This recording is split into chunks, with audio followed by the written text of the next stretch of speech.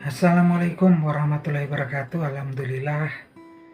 Selamat siang para sedulur-sedulur yang saya cintai dan semoga dicintai oleh Allah Subhanahu wa taala. Para sedulur, jadi belakangan ini yang lagi santer diperbincangkan, yang lagi banyak diperbincangkan oleh para netizen dan saya pikir nyaris hampir seluruh lapisan masyarakat di Indonesia adalah seorang tokoh yang memang lagi jadi trending topik ya di berbagai platform media sosial, yaitu Kang Deddy Mulyadi, sosok yang menjadi gubernur Jawa Barat saat ini, teman-teman. Dan memang saya pun juga sering lihat daripada konten-konten beliau, berita-berita tentang beliau, tapi yang memang kemudian yang paling menarik buat saya yaitu ketika kemudian Kang Deddy Mulyadi ini mengutarakan ide, gagasan dan konsep beliau tentang cara mengatasi daripada kenakalan remaja yang ada di Jawa Barat, yang memang semakin hari semakin kesininya semakin menjadi ya teman-teman.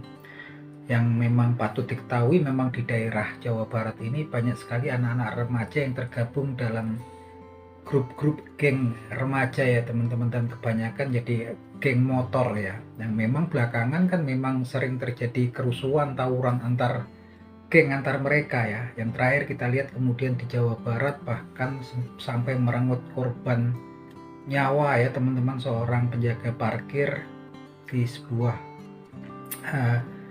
tempat swalayan ya, department store, yang memang kemudian dia sebetulnya mau menikah pasca lebaran, tapi jelang lebaran dia dikeroyok sama komplotan geng motor sampai kemudian meninggal ya teman-teman. Ini tragis sekali kan gitu kan, dan ini memang kesininya saya pikir juga cukup mengkhawatirkan khususnya buat orang Jawa Barat ya teman-teman. Saya pun juga warga Jawa Barat sekalipun saya bukan kelahiran Jawa Barat, saya kelahiran Jogja, saya orang Jogja, tapi saya punya rumah tempat tinggal dan kebun di Cianjur, Jawa Barat ya. Jadi warga di Jawa Barat. Nah, memang kemudian saya memang ketika tinggal di Jawa Barat sering sekali yang dengar adanya konflik clash antar remaja yang tergabung dalam geng, kebanyakan geng motor ya teman-teman. Dan ini memang sangat mengkhawatirkan, kadang-kadang juga korbannya orang-orang yang nggak tahu apa-apa gitu kan. Kita bertemu dengan mereka yang pasca konflik ya, bisa kemudian kita,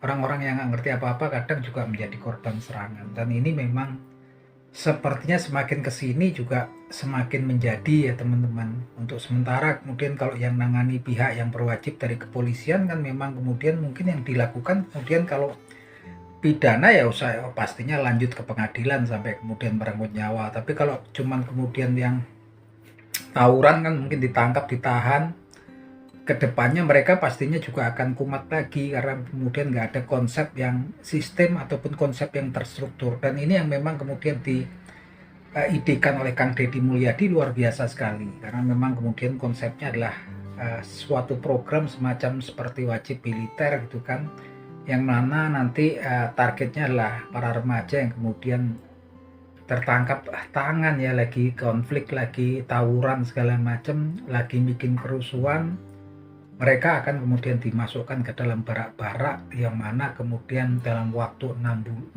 bulan kemudian mereka akan planningnya akan dididik ya dari kepolisian ataupun militer sampai betul-betul kemudian mereka insaf ataupun jera. Dan kalau kemudian nggak 6 bulan masih belum sembuh, akan lanjut sampai kemudian 1 tahun ya gitu kan. Dan memang targetnya juga selain anak-anak yang tertangkap tangan dalam tawuran, memang kemudian adalah para remaja yang kenakalannya sudah orang tuanya udah angkat tangan gitu kan. Nantinya akan kemudian akan ada nomor-nomor tertentu, pihak-pihak tertentu yang kemudian bisa dihubungi oleh orang tua daripada anak ya, yang mana memang ini lagi dalam tahapan ide, gagasan yang memang akan semoga saja terrealisasi ya. Yang mana jelas di sini Kang Deddy Mulyadi juga akan bekerja sama dengan Departemen Pendidikan, kemudian Kepolisian dan juga TNI, dan tak lupa juga koordinasi dari DPR setempat ya, DPRD. Yang jelas pastinya didukung, saya yakin sekali, dan pasti ini program yang betul-betul dinanti-nanti oleh warga Jawa Barat yang selama ini ya mungkin merasa terganggu atau resah dengan kemudian tawuran-tawuran yang terjadi antara remaja yang tergabung dalam geng-geng tersebut ya teman-teman. Dan kalaupun kemudian banyak pihak yang kemudian mengatakan bahwa Kang Deddy itu cuman sekedar pencitraan, ya namanya manusia, nggak mungkin lah kita semua akan kemudian bisa memuaskan semua pihak. Apalagi kan memang biasanya kalau kaitannya sama kepala daerah seperti ini sekarang gitu kan, pastinya juga punya lawan-lawan politik. Kemudian juga kebijakan-kebijakannya pastinya juga ada yang pro dan kontra gitu kan. Pastinya juga banyak yang nggak suka juga, banyak yang suka, banyak juga yang nggak suka. Ya kayak pertama gebrakannya Kang Deddy juga menertibkan daerah Bogor ya, yang memang menjadi poros ataupun daerah resapan di puncak Jawa Barat gitu kan, daerah Jawa Barat. Dan kemudian memang banyak bangunan-bangunan justru yang memang tempat itu harus jadi resapan, dibangun tempat wisata. Dan memang kemudian Kang Deddy nunjukin ketegasannya, nggak cuman teoris, akhirnya juga dibabat juga sama Kang Deddy gitu kan. Dan tentunya juga dari tindakan tersebut kan pastinya juga ada yang kecewa ataupun nggak puas dengan perlakuan Kang Deddy Mulyadi. Tapi ya memang ketegasan ya memang dibutuhkan gitu kan. Dan kemudian masalah orang bilang pencitraan, yang terpenting adalah bagi kami orang-orang Jawa Barat, warga Jawa Barat, tentunya adalah efek ya. Efeknya itu adalah kemajuan, kemudian kesejahteraan warga Jawa Barat. Seperti seseorang yang sakit kemudian pergi ke dokter gitu kan, kita nggak lihat dokternya mau gayanya seperti apa, pakaiannya kayak apa, obatnya semahal apa, yang tahu adalah kemudian obat yang diinjeksiin ke kita itu efeknya seperti apa. Tentunya oh ini badannya jadi seger, demamnya hilang. Nah itu efeknya yang terpenting itu ya. Kalau orang-orang yang bilang Kang Deddy pencitraan, toh lihat aja orang-orang itu juga apa yang telah dilakukan untuk negeri ini gitu kan. Banyak sekali kan biasanya kan mereka cuman konten kreator, influencer yang memang hari-harinya cuman ngobrol-ngobrol di media sosial. Dan memang ada saya lihat kemudian mulai bergerak menyerang Kang Deddy ya. Itulah yang namanya ngikut gelombang gitu kan. Kang Deddy lagi naik, mereka ikut gitu kan. Karena memang yang lagi trending itu banyak yang ditonton netizen, karena memang tujuannya berbeda ya. Pasti kalau Kang Deddy kan jelas-jelas kalau saya yakin demi kemajuan kesejahteraan warga ataupun masyarakat di Jawa Barat.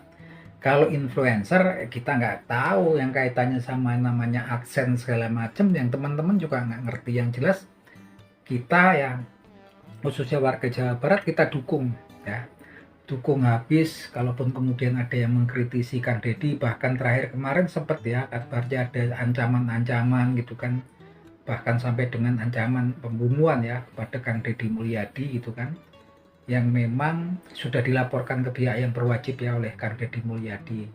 Tentunya kalau memang kita punya gubernur yang baik, pemimpinan kepala daerah yang baik, kalau kemudian ada yang berusaha mengganggu, tentunya seluruh lapisan ataupun elemen masyarakat di Jawa Barat akan pastinya membela habis ya Kang Deddy Mulyadi.